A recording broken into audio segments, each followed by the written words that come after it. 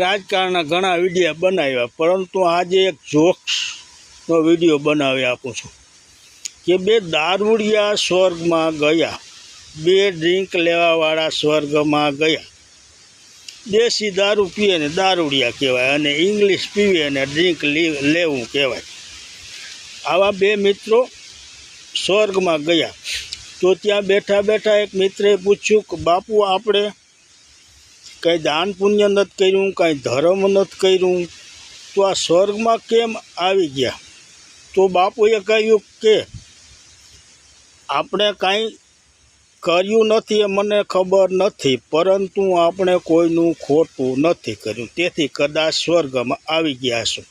પરંતુ વધારે તો આ ઇન્દ્રના દૂત આવે અને પૂછી જોજે. અને ત્યાં ઇન્દ્રના દૂત થાળી લઈને, જમવાની થાળી લઈને આ મિત્રોને દેવા આવ્યા. તો પેલા મિત્રએ કહ્યું કે અમે કાંઈ દાન પુણ્ય નથી કર્યું, કાંઈ ધર્મ નથી કર્યું, કોઈ વાર તહેવાર નથી રહ્યા, કોઈ મંદિરે નથી ગયા, ફક્ત દારૂ પીધો છે, અને એ પણ ઇંગ્લિશ બ્રાન્ડેડ વિસ્કી, બ્રાન્ડીન, ઓલ્ડ મંક ને એવી આઈટમો પીધી છે.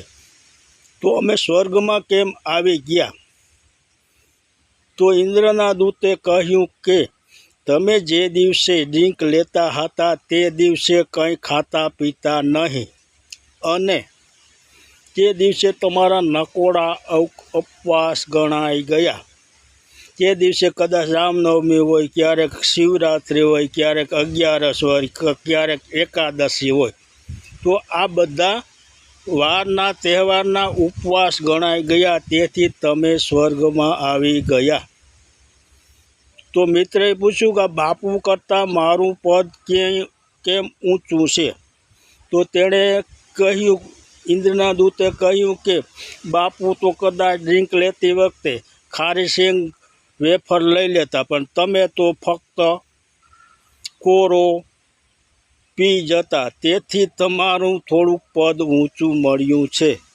પરંતુ મિત્રો, દારૂવાળા કે ડ્રિંકવાળા કોઈ સ્વર્ગમાં જતા નથી. આ તો એક જોક છે.